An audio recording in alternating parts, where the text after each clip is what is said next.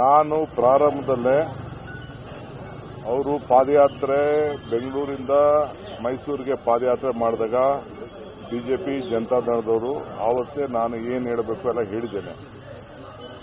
ಇದು ರಾಜಕೀಯ ಪ್ರೇರಿತ ಅಂತ.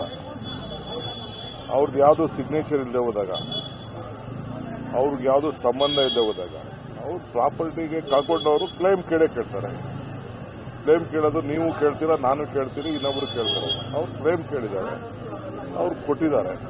ಇಂಥದೇ ಜಾಗದಲ್ಲಿ ಕೊಡಬೇಕು ಅಂತೆಲ್ಲರೂ ಇದೆಯಾ? ಆದರೂ ಅವರು ಒಂದು ರಾಜಕೀಯ ಹಿತದೃಷ್ಟಿಯಿಂದ ಆಯ್ತಪ್ಪ ಬೇಡ ಅಂದ್ಬಿಟ್ಟು ಅವರು ವಾಪಸ್ ಸರೆಂಡರ್ ಮಾಡಿದ್ದಾರೆ. ಸೊ ಯಾವ್ದಾದ್ರು ಒಂದು ಏನಾದ್ರು ಒಂದು ಕೇಸ್ ಆಗ್ಬೇಕಾದ್ರೆ ಏನಾದ್ರು ಎವಿಡೆನ್ಸ್ಗಳಿರಬೇಕು. ಏನು ಎವಿಡೆನ್ಸು?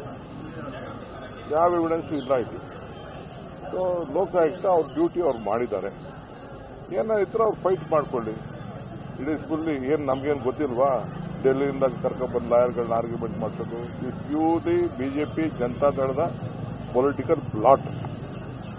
ಸೊ ಜಾಸ್ತಿ ದಿನ ಇದು ನಡೆಯಲ್ಲ ಅಷ್ಟೇ. ಕುಮಾರಸ್ವಾಮಿ ಅವರು ಹೇಳಿದ್ರು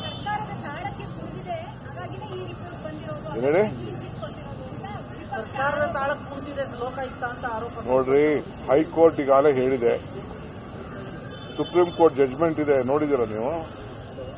it is an independent institution. Government ಇನ್ಸ್ಟಿಟ್ಯೂಷನ್ಸ್ಗೆ ಯಾವುದು ನೀವು ಲೋಕಲ್ ಇನ್ಸ್ಟಿಟ್ಯೂಷನ್ನ ವೀಕ್ ಮಾಡಬಾರದು ಅಂತ ಸುಪ್ರೀಂ ಕೋರ್ಟ್ ಜಜ್ಮೆಂಟ್ ಇದೆ.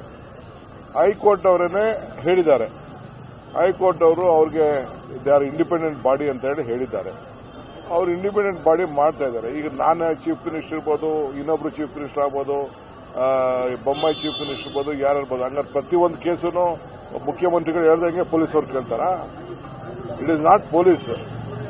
ಇದು ಇಲ್ಲಿ ಪೊಲೀಸ್ ಅಲ್ಲ, ಇದು ಲೋಕಾಯುಕ್ತ. ಅದೊಂದು ಕಾನ್ಸ್ಟಿಟ್ಯೂಷನ್ ಬಾಡಿ.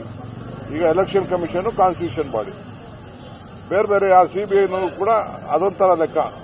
ಬಟ್ ಇದು is A purely constitution body. ಮುಖ್ಯಮಂತ್ರಿ ಕಂಟ್ರೋಲು ಇಲ್ಲ. ಯಾವುದೇ ಒಬ್ಬ ಅಧಿಕಾರಿನ ಪ್ರಪೋಸ್ ಮಾಡಬೇಕಾದ್ರೆ ಲೋಕಾಯುಕ್ತವ್ರನ್ನ ಅನುಮತಿ ತೆಗೆದುಕೊಂಡೇ ಮಾಡೋದು.